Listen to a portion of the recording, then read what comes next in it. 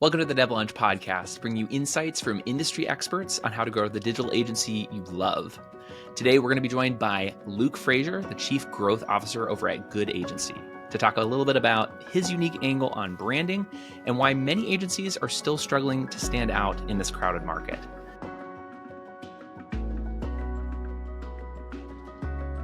Luke, welcome to the show. Grateful to be here, Tony. Thanks for having me. So first and probably most important question, we just covered this before we started recording. What are you drinking right now? Yes, people on LinkedIn might know me from my coffee content. I've got a slew of mugs at home. I'm an at-home mug kind of guy. Sometimes I'll even bring it to the shop. But this today is a prop, my friends.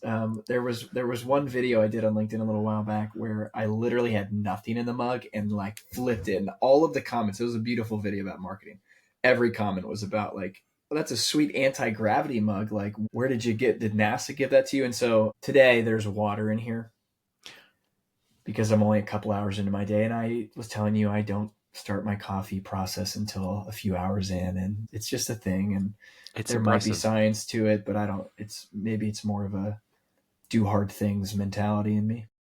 Yeah. Some people do cold showers. You just don't drink coffee right away when you wake up. Yeah. Well, and sometimes I do both. So there you go. I love it. I was going to say, I'm glad we were talking about the coffee thing, because I think, it kind of feeds nicely into what we're talking about with branding. But yeah, it's funny because even if I don't first see your face, if I see that coffee mug or I see the coffee pouring, I'm like, oh, that's Luke. Yeah. Yeah. On there's, and we talk about this a lot. I think this is a really good, get your foot wet marketing principle, is that consistency is everything. And it could be as simple. And I think we think about consistency too narrow often. A lot of the clients that we work with in the marketing space are SMBs, some in the SaaS space, a lot in more like industrial service company type things. And they think, oh, well, consistency is talking about what we do all the time. And where that is kind of true, it's missing the mark in the sense that like actually consistency can be a broader scope of you as a brand. How are people seeing you and relating to you? And better yet, flip the script. How are you relating with them, meeting them where they're at? And coffee is just one of these things that I found on the personal side, at least for LinkedIn in a micro scale. A lot of people that I connect with in the marketing space love coffee. And to this day now, Tony, because of me having coffee in a lot of my posts, I have people send me coffee all the time from LinkedIn. Coffee gift cards. Like every time something new comes in the mail, my wife is just like, oh my gosh, this is so stupid. And she's been working in coffee. She manages a shop. She's been working in coffee for like 10 years. And she's just like, dude, this is too much. But the consistency, I think, is a big part of why something as silly as this matters. You with the purple background in your videos, for instance, or, I think of, this is why, when you think of orange, you might think of HubSpot in the marketing. Like, this is why little things like that, when they show up in the right place at the right time, people are going to remember who it is. Yeah, that's so good. That's so good. So talking branding in particular, there's something that shows up in your LinkedIn headliner, a little blurb, and it caught my attention when we first connected. And I mentioned this to you when we were DMing. But, oftentimes like we hear about a brand evangelist, right? Somebody who's out there, who's an advocate for the brand, who's representing the brand evangelist. You are a brand pastor. You want to unpack that a little bit for us? It's funny, not until you put it that way, I didn't realize the connection of brand evangelists and, there's probably a handful of other adjectives, but like those kinds of things, I didn't make a connection to the fact that like me on a personal level, I love Jesus. And so my faith is tied a lot into a lot of the work that I do, but I didn't make this connection to like, oh, evangelist and pastor, like these are all like faith-driven things, whether it's a Christian, like it doesn't really matter. These are all like, it's very interesting that we've moved this vernacular over into the marketing world. But there's a couple of different reasons behind it. one of the first reasons was because I connected with a guy named Adam. I think his last name is pronounced Peak. On LinkedIn, he does a lot of like packaging stuff, and he's awesome. And I connected with him, was on a podcast with him, and he has a tag in his LinkedIn tagline that says "Packaging Pastor," and I was like, that's freaking awesome. Like, Adam, can I steal this and become the brand pastor? And the reason, again, the mix for it is like, I've been in the world of brand for a little over 10 years. It's been on the for-profit, nonprofit, SaaS, B2B, B2C. Like, I've seen a lot of different expositions of what brand could be. And the way that I've always come at it is the realm of like, in sort of the direction of people. People build a brand, and that culture drives brand. That culture is going to drive action. And because of that, those people are going to connect with other people that resonate. And I've also done a few stints as a pastor in a church. And so the tie for me just became very easy. When I got into brand, I wanted to help companies tell stories to the right people in the right place at the right time with the right message. This is the way Jesus told parables. And so I think about whether people whether you like, just look at it objectively, whether you like faith or not, but like, it was true. They were really good, and they reached the right people, and they certainly did not talk to the people they didn't want to talk to. There were a lot of people. It was very one way or the other. And so I think brands need to be this way. Brands need to learn how to say their message to the right people and know that message is actually going to drive away the wrong people. And I think it's like a healthy thing to know. We live in this culture where people just want to be liked by everybody, and they want their brands, their companies, to like go out to the masses and blow up overnight and raise another round of VC's funding, or get to, the next $500 million in revenue, like whatever. Like there's so many silly, arbitrary goals that we can miss out on what the brands are actually doing for our people within a company culture, and then also how it's impacting the people that we market and sell to. And so when I think about this brand pastor, it's like, when I market, I want to make sure I am stewarding the potential buyer along. And for the clients that we work with at Good, it's the same kind of thing. We want to make sure we are giving the best strategy, and then also putting the right amount of spend to things. People waste so much money on marketing nowadays. And so we want to make sure for our clients that they know, hey, we're going to steward your money well to make sure it's getting you the best ROI. And so the brand pastor thing just kind of, it plays well into all areas of my life. The fact that I love Jesus and love marketing, love people, love brand. Like it just made sense. They can't be separated. Yeah. I can't do that. There are people that can. It just doesn't work for me that way. And so it made sense to and it was further back in my tagline for a long time. But I met with somebody who was just like, didn't care about the meanings of it, didn't care about the backstories, and not in a bad way, but they were like, dude, this is kind of, it's stirring. You should move this up. And so anyway, it's now more front and center. Yeah. And I love it. I think it's so great. I think when I was messaging you about it, I was like, I can see the nuance here, right? Because a brand evangelist, somebody who's out there, who's maybe being a little bit more outspoken, and being a brand pastor, like you're still doing that to an extent, but there's also so much of a shepherding that's happening. Yeah. Like over the brand itself. And so there's something I think that's very like whole life and holistic about like how you shape and mold and form as a pastor. That's kind of like your thing. You're overseeing so much. Like an evangelist is there kind of at the very beginning of things, a catalyst, if you will. Get people riled up. Exactly. Whereas a brand pastor is in it for the long haul. They're there well after that catalyzing event takes place. And so I just thought that nuance was so helpful. And I really appreciated the connection you're making, that faith connection you're making into brand. Because even what you're saying about like, when Jesus came to share his message, it was an incredibly divisive message, right? He had, on the one hand, he had a group of people who adored him, who loved him, they were seeing these things happen, and they were like, this is the Messiah. And then on the other end of the spectrum, there's these people who were like, this person's a heretic, this, wanted to have nothing to do with him. And so, I think that's actually a really good point to make, which is, even in how you are coming to market and you're presenting yourself as a brand, you probably do need to have something that's a clear enough message that you're going to have people who love you and there's going to be people who hate you.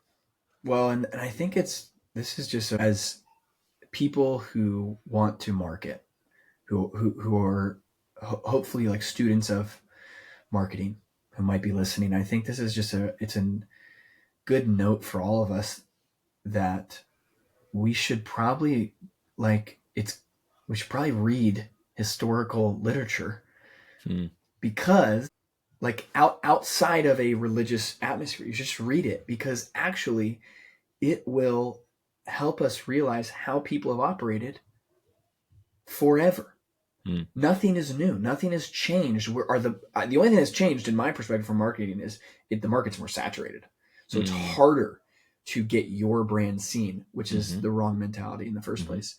And so it means the attribution of our spends are a little fragmented and confusing. And it's, where things are changing, market's changing, and AI is coming into that. But at the same time, people are still making decisions based on the same frameworks. And we're polarized to belief systems, right? Just as Jesus, when he came on the earth, he realized, people are radically polarized.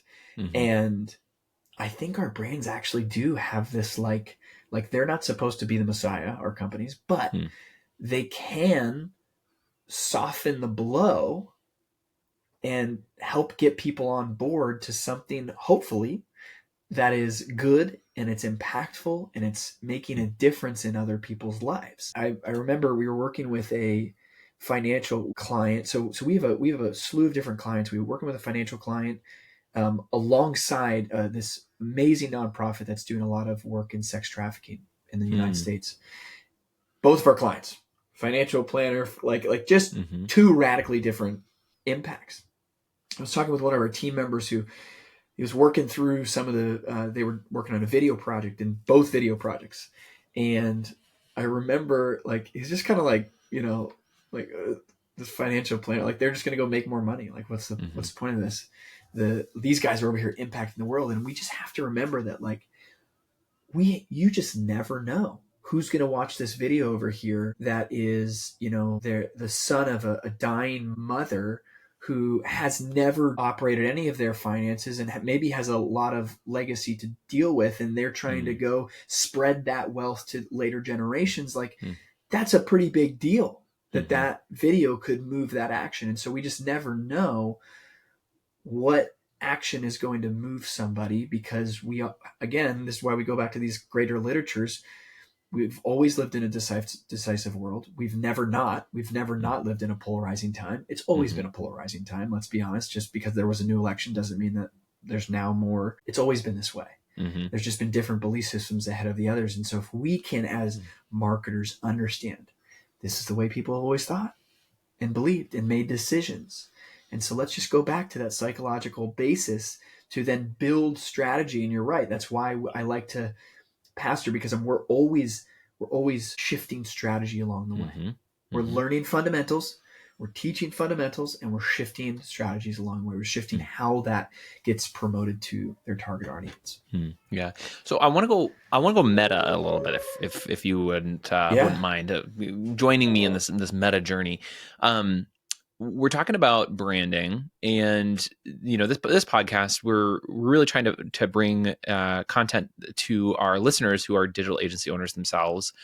And so what I want to do is I want to kind of apply some of the things we're talking about here with branding and apply that to digital agencies. So one of the things you talk about is the whole shoemaker's children don't get good shoes, that kind of stuff, the shoemaker's kids syndrome.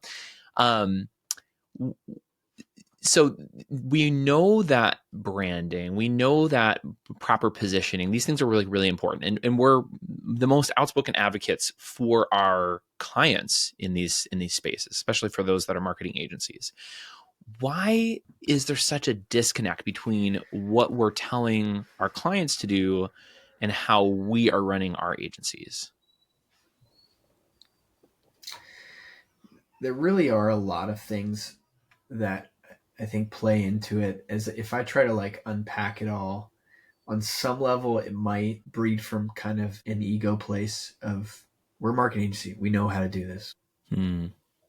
we can get it done. There could also just be the nature of what's happening in sort of cultural economics right now, in the fact that, like, for instance, as a marketing agency, what we're running up against oftentimes, even in some of our like prospective client calls, is people are finding more affordable options, or they're using AI and API keys and they're kind of building their own little thing for pipeline build that's working, or they just think, I need to hire a salesperson. And so some of the marketing agencies not knowing how to market themselves issue, I think, comes from, well, they're having a hard time selling it. And so they don't really know how to position it. And I think over the course of time, you see, and technically, like, marketing agencies are sort of newer in the past couple of decades. It's typically been ad agencies, and people, when they think of an ad agency, that ad agency is running campaigns for them, and it's running certain buying cycles for them. But I think on just the marketing side as a whole, there is a bit of this like, well, we know how to do this, so we can kind of break the rules a little bit. And in doing that, you end up, if you look at like, if you pull up like, I don't know, the top 10 like market agencies across the country, all of their websites are probably going to be somewhat the same. Like, the nuance might be in their designs, or their outputs. And then there's different specialists. So it might be in their deliverables. But marketing isn't that confusing. It's not rocket science, but when we work with our clients, one of the things that we talk about in strategy, like right from the get-go, is sometimes you've been in the box so long, it's hard to read the label, right? It's hard to read the label when you're inside the box. And I think it's true with any company. You're going to kind of face like this shoemaker syndrome, where, I've talked to financial firms where they're like, they're awesome with their clients. Their finances are not so great, and I think, again, just generally, part of it comes back to some ego, part of it just comes back to some laziness too, and then some of it just comes back to time. I know marketing agencies are stretched, they're running and gunning. Clients are often asking for things faster than they know what the deliverable timelines could be, because maybe they're used to Fiverr and Upwork. Or I saw this guy on LinkedIn say he could do it on Canva, and it only took him 20 seconds, and now he's got 100 new leads, right? And so there's a lot of tensions we're playing into. There's some bad actors out there just like preaching these weird messages that like, you can get 100 leads tomorrow if I, and what you don't realize is they're just selling you a course, and they make their money off selling courses, not teaching marketing. And so because of the market, there's a lot of different factors that push on a marketing agency. And I think the other thing too that I kind of mentioned is just there's a little bit of laziness too within marketing agency. And it's not actually laziness. It's just a lot of agencies are overworked and trying to, again, just get stuff out for their clients. So like getting our stuff out, it's like, that's just because what it feels like is taking time to work on the business. And so one of the things that I've really appreciated Good has always done, like in all of our drives and folders and CRMs, our agency is a client listed.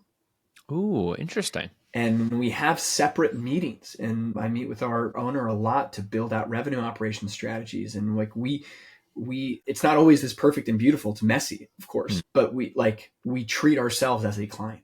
We look at our SEO practices, and we look at our ad practice, and we look at the data on a dashboard as if like a client was, we were serving a client. And so we've shifted over years to be able to do that. But I think as a marketing agency, you just have to view yourself as a client. You have to kind of bite the bullet. It's like doing yearly planning and quarterly planning and taking these team offsites. Like, you cut that time away so your team can be better. You need to treat yourself as a client, because the market's always changing, and you can't just do things on the fly always as a whole, especially as companies and agencies grow, because you're going to bog your team down as they're working on client projects. And so that's so good. I think it's just a tension as the way that I come to it and look at it and see the way that we've done it. It's not always perfect, but I love the fact that like we're our own client.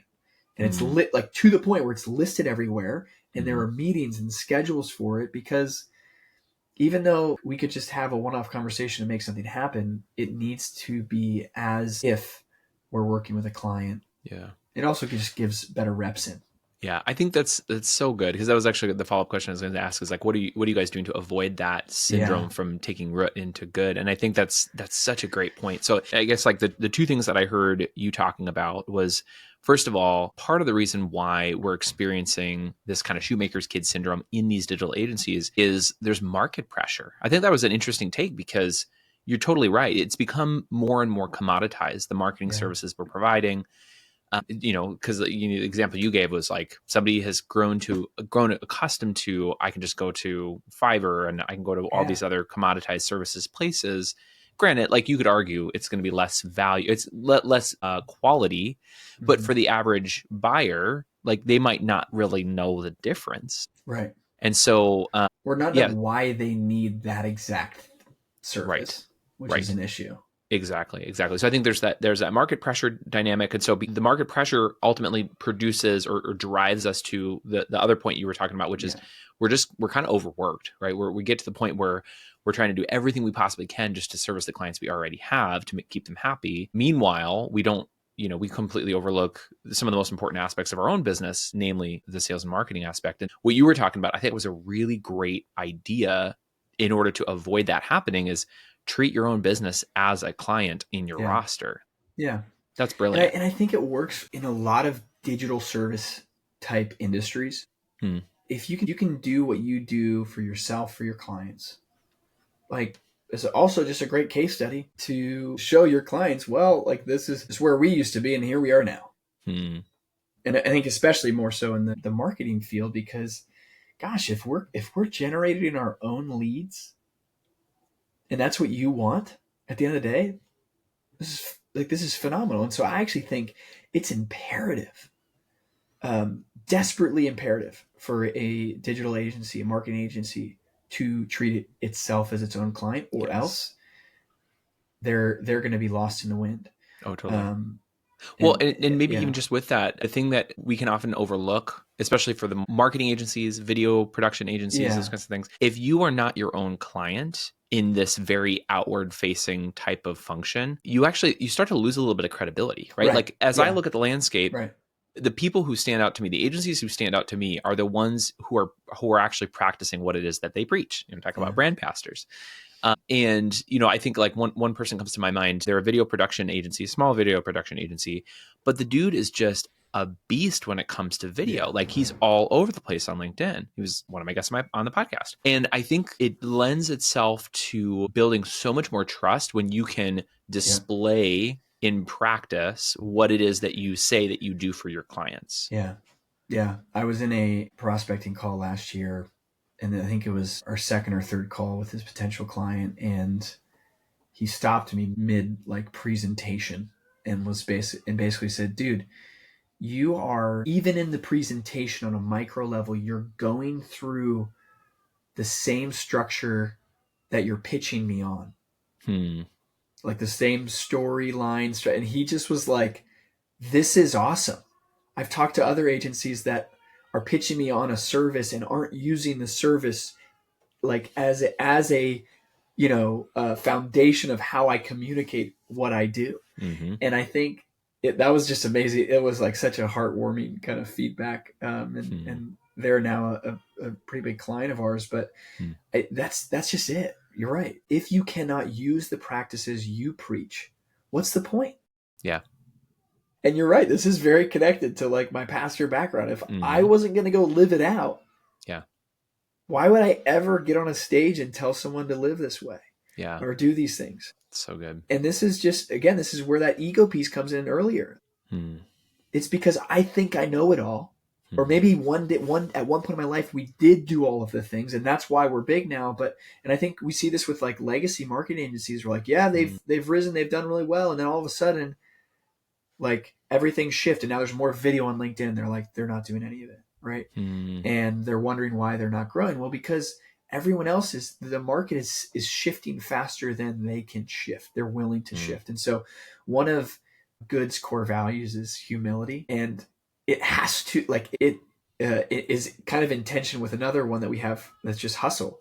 And those all seem kind of generic, but this is what we mean by it, is like, as an agency, if we can't hustle to shift and have humility that we might not know what the market wants just yet, then we will never progress. And we will always have holes in our shoes. Yeah, man. One last little point I want to make on this, and again, ties back to the brand pastor thing, something that I'm keenly aware of. My brother was a pastor for 6 years. And I think something that I remember very much talking with him about was, I was just not aware of this until he went to seminary. But one of the things that they do in seminary is they're not just assessing your technical competence to like do, Bible, but they're also looking at the manner in which you live. Right. And so there's this aspect where vetting you as a pastor means that they are watching your life. And I think there's like so many parallels to being a good brand creator. Is it's not just about how do we check all the right boxes, how do we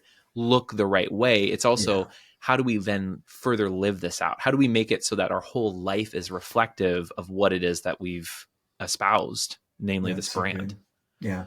You want people to be able to come up to you on the on the faith side or the brand side and say, you guys are doing something different.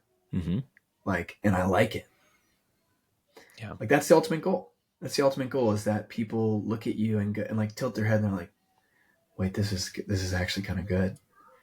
And I think you're right. The only way we get that is truly living it out. One of the biggest comments I hear often, I was in the public speaking world for a long time and still am. And when I hear this so much, that people will be like, Tony, I've seen you on LinkedIn all the time. And then they meet you in person. They're like, hey, he's like actually kind of like the same guy.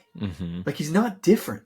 And it's wild that is the comment, like that is the surprise.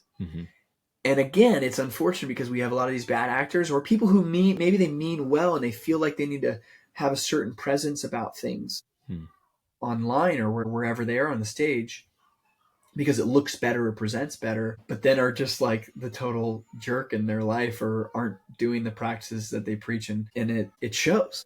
It always shows. If that isn't the response, like, oh, I can't believe they are the way who they are, like in real life, like they're super nice. If it doesn't go that way, then that's just like, I don't want to work with that company. Like, and I know there are a lot of, and I think this is like true for agencies.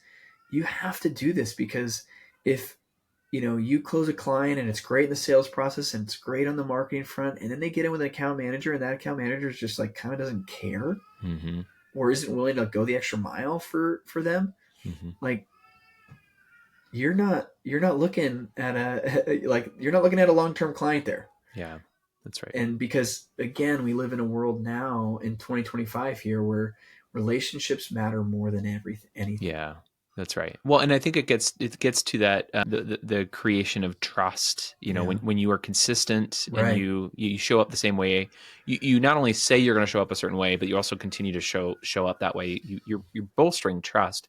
I want to talk about something related to trust, and it has to do with maybe a way that I think marketing agencies have gotten a really bad rap. And that is not having a very clear and transparent connection to return on investment or to revenue generation. How do we fix that as a digital marketing agency? How do we bring about the type of transparency and connection where we're bolstering trust? Because like people can see, oh, I'm spending money with you and I'm making money. Like how do we fix that?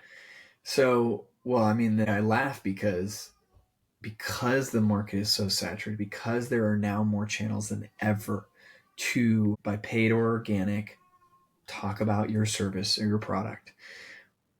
You run into the issue of confusing or dying attribution. Was it really the Google ad or the event, or they came to the website 6 times and downloaded the, ebook or white paper or watched this video, or no, they saw Joe on a LinkedIn post. Like, which one of those 10 touches was the thing that finally closed the deal? And if it was the last of the 10, then we have to do more of those and less of the first, right? And I think where agencies lose trust is saying this one thing will work. If we do an SEO campaign, you will get leads. If we do an ad campaign, and it's just, I'm of the belief right now that you can't just say one channel, one effort will get you more money. It's just incorrect. What would be true, and where agencies can level up, is to sit more so in that sort of revenue operations seat for a client. A little, and when I say that, this is that kind of marriage between head of sales, head of marketing. We're looking at all channels. Where is the message going? How is it going out? How many touch points are we looking at to potentially funnel in a client? What level of the funnel are those touch points? And if we're able as an agency, I think trust is rebuilt in the process of articulating that clear strategy, knowing when to pull a certain lever for a client, and actually knowing when to turn one off if it's not working. We've seen too often, I think specifically of paid ads and SEO, they're often like the hardest. They're sometimes the hardest pieces to show and prove, like a direct attribution ROI. And it's not even the ROI, it's the direct attribution that we're looking at. And so part of what I try to separate with our clients is, hey, look, like these efforts are needed, but they're needed as part of a greater whole. They're not great siloed.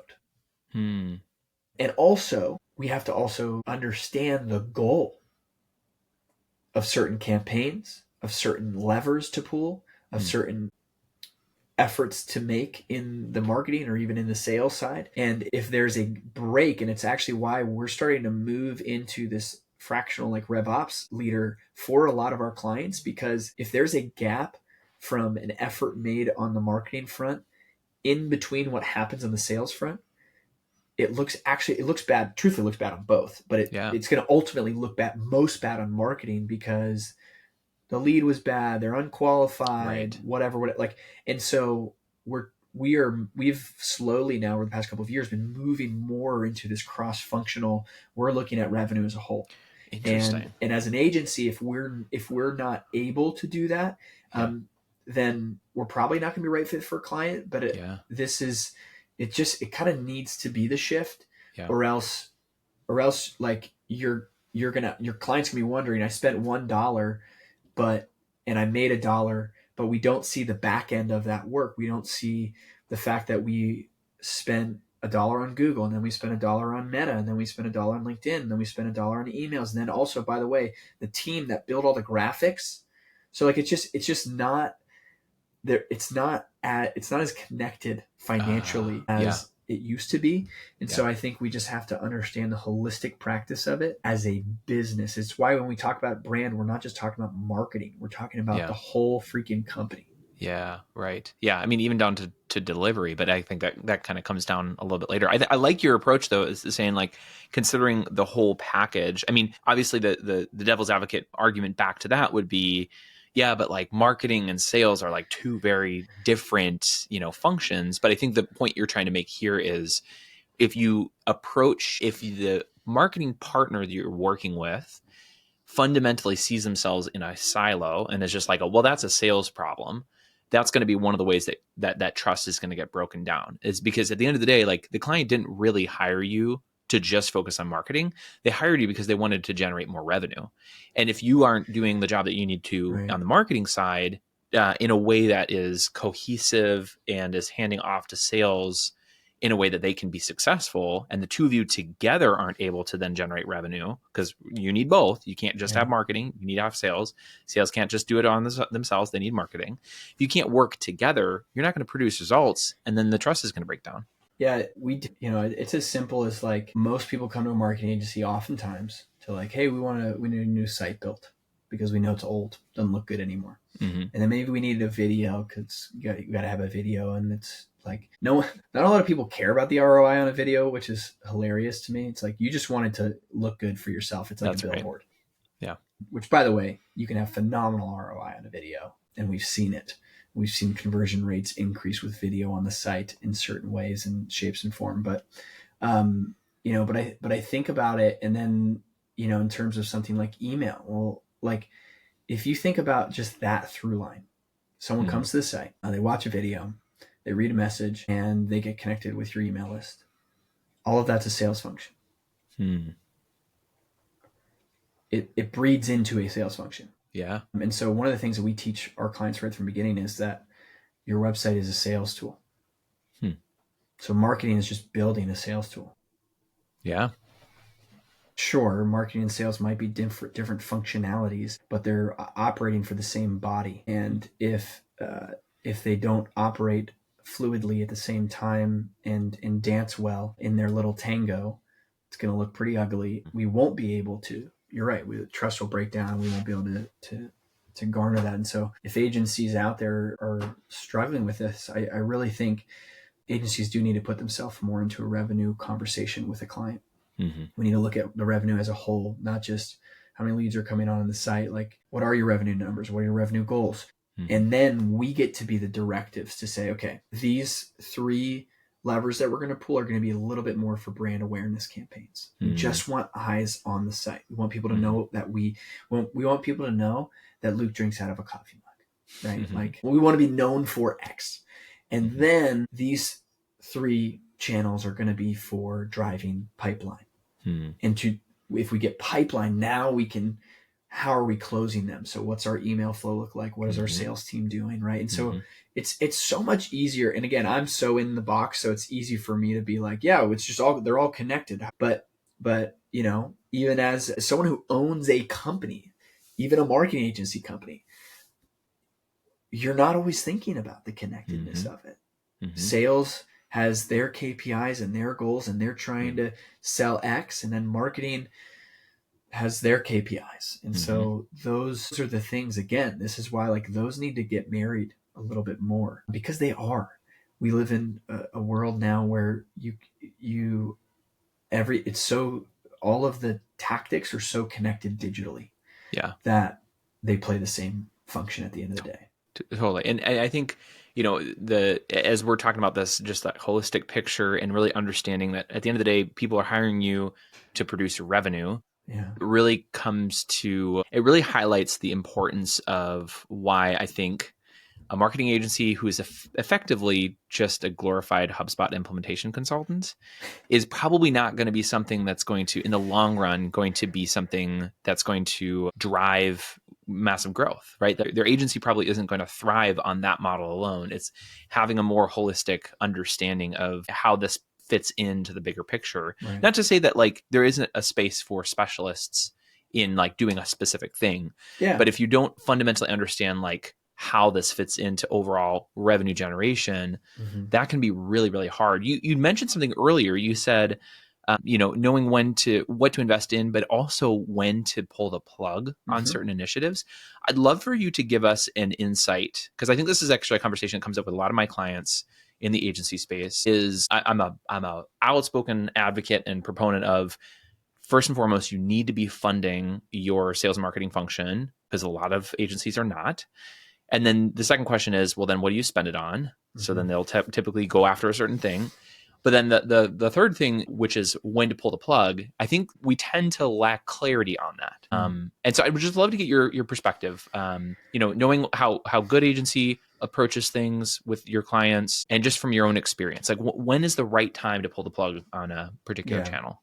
Well, I think in historically the issues have often been, I'll list it in like a marriage analogy. Like, it has looked this way, where like agency or client is the wife or soon to be wife, and has this beautiful picture of what marriage will be like: tons of leads, tons of money.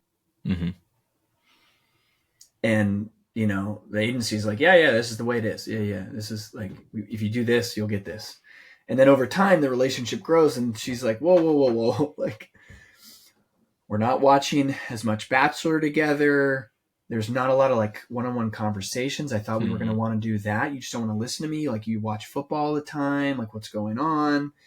And, then there's like this harsh reality they're faced with. And I think this is what happens in the agency world. This is a silly analogy, but we overpromise on, you'll get leads, you'll get revenue, you'll get all these things. Without clear direction on, after 3 months, what's our goal? After 6, 12 months, what's the goal? And what's our plan to get to that goal? And then once we get to that point, after 3 months, we will look back all together and go, okay, this is what we did. We said we were going to do this. We did this. It resulted in these things.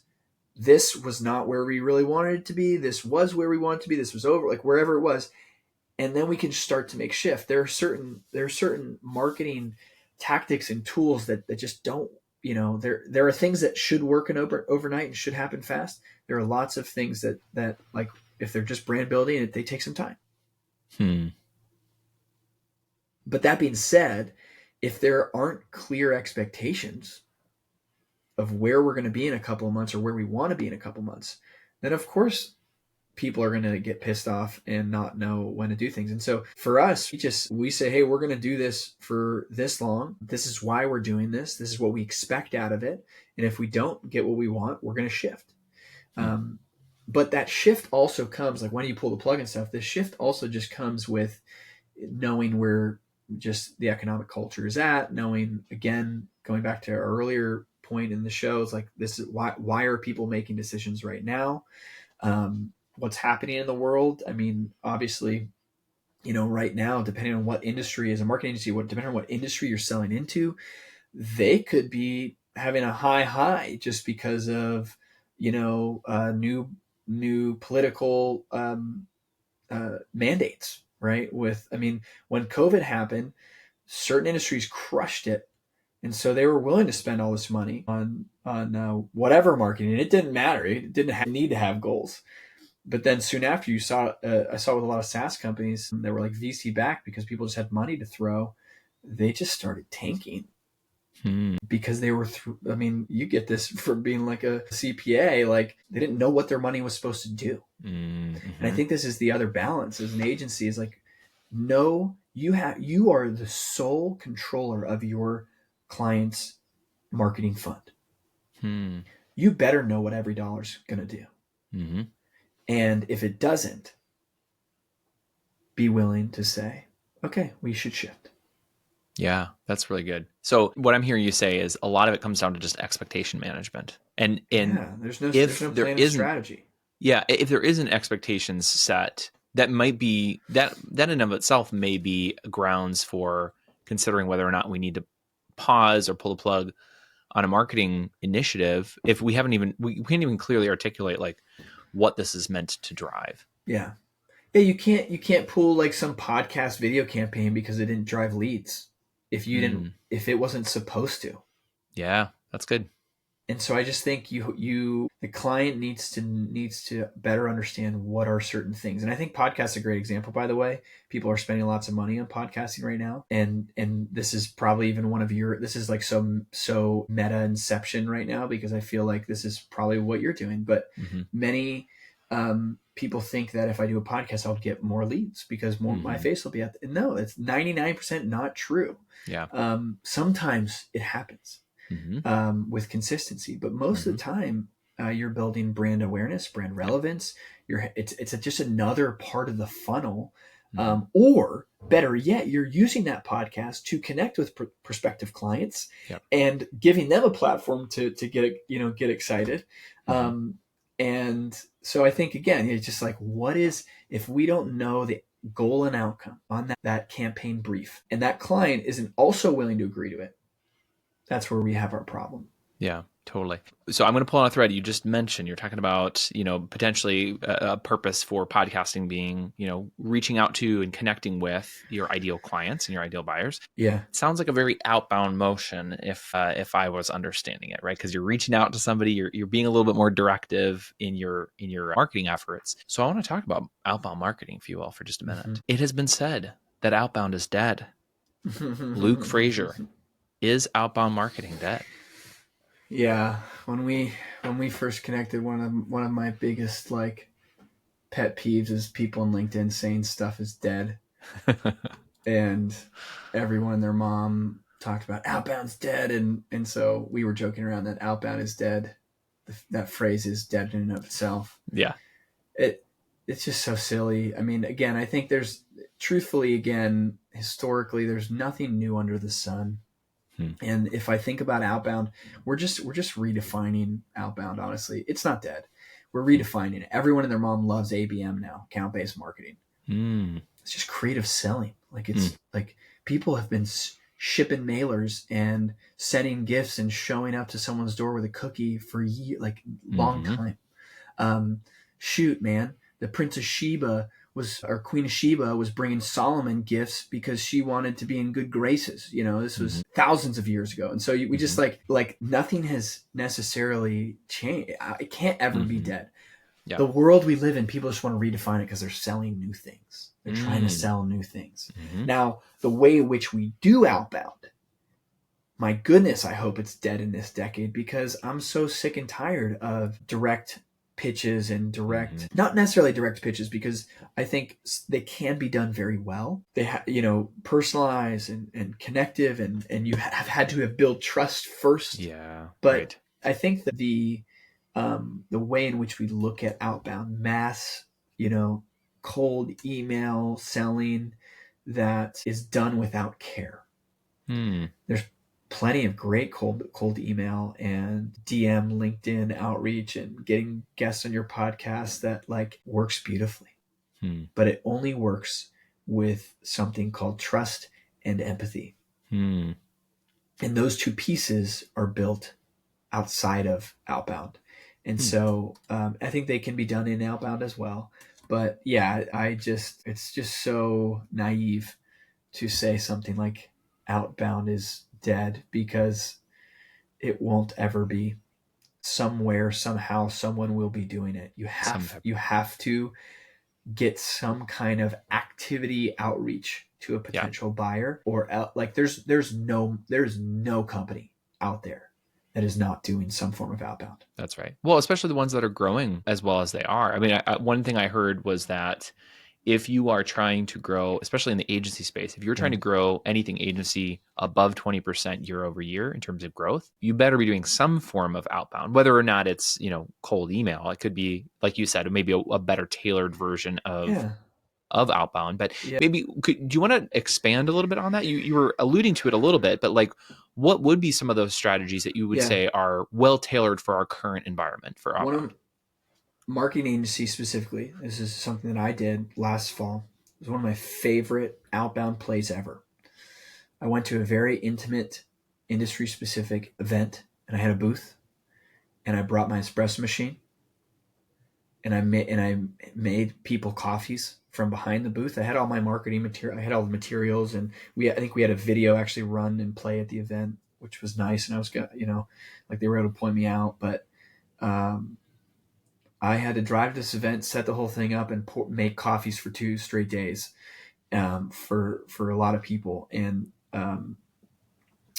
we closed, something like 80 or 100K worth of deals just from that event. I think there was only 150 people at the event. Wow. And so I think about something like that. It's like, what was the outbound that was involved with that? I went to the event. We already had prior relationships, but I went to the event, brought a different thing. Every other booth, person standing there with their materials. I was like, come get free coffee. I went out and bought the coffee. We brought the machine. I think I even actually broke the machine afterwards because it wasn't really made for that day or whatever. But after that event, I had some people filling out website audit requests and some other things to capture a couple leads, but mostly was just swapping information. So after the event, either I had a couple people just reach right back out to me, or I had warm introductions. I was the guy who, I think a lot of my emails were like Jesus, coffee, and marketing. Because those were a lot of the things that I was talking about at this booth with people. It's, again, just who I am. And we had a lot of great demos after that. And so it's just, I think there's, you gotta get more creative. And as a marketer and a seller, because it's really what I am. Yeah. I love, and I do so much better when I get to do this. Better yet, in real time. And around things that we mutually love, which is, again, is why we go back to the coffee thing. It's why I have the coffee thing, because I know people freaking love coffee, and I love coffee, and we can bond over it. Now we're talking about something other than business that I can get on the same plane level with you, aka meet you where you're at. And because of that, we have built trust. Yeah. That's so good. And that gets to the point you were making before, is it's like, in order to do outbound nowadays, just like, well, it's probably a part of a broader approach, which is you're doing something that's building trust, and it's likely not building trust in the midst of the outbound. There's something else that's happening that undergirds it, whether that's creating a slew of video content that people are consuming. Maybe that video content itself might not be the thing that's driving the leads per se, but it's certainly greasing the wheels, building the trust, so that when the outbound motion takes place, there's that much trust and mutual respect that's been built. Yeah, exactly. That is so, so good. Any last thoughts, I guess, on the idea of outbound is dead being dead? It's just lazy. Don't be lazy. Yeah. I can relate to that. I can appreciate that for sure. I think one thing, my contention with the perspective that outbound is dead is like, I wonder if the problem is it's not even really outbound, right? Because I think good outbound has a very clearly defined ICP. It has a very clearly defined, because they know their ICP, they also really understand the pain points that most of their ICP are experiencing. And then they're able to craft and tailor their offer and the positioning of that offer in a way that's compelling. I think part of the reason why we really, really hate what we think is outbound is because it's really not good outbound. It's just really poorly constructed, pretty kind of, like you said, lazy. Well, and there was probably to your point, there was no brand strategy behind That's right. It was someone told you you need to go hit 100 messages a day, so you just start doing it. That's right. And they gave you a script. And so you're right. It comes from a clear foundational brand strategy, which is, again, this is why, if we're talking to agency owners, it's why you work on your company as a client. Yeah. I think, I can't remember who I was talking to about this, but they're in the marketing space, and I think they specialize in financial services companies.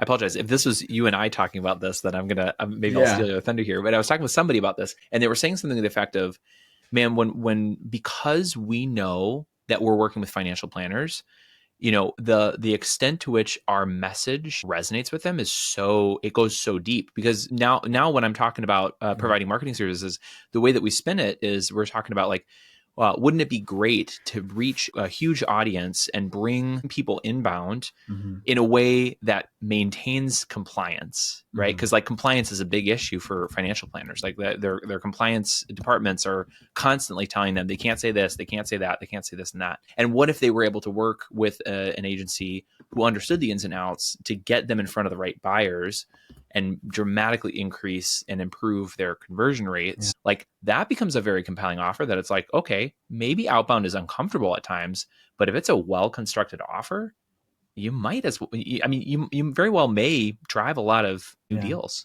Yeah. That's why we always, with all of our clients, we always start with messaging and brand strategy. We always start there, because if we don't have that, we don't have a clear foundation of what will we communicate when you pay us to communicate things. And so we help to clarify, own that, and then again, connect it back to the goals that we want those to perform on. Love that.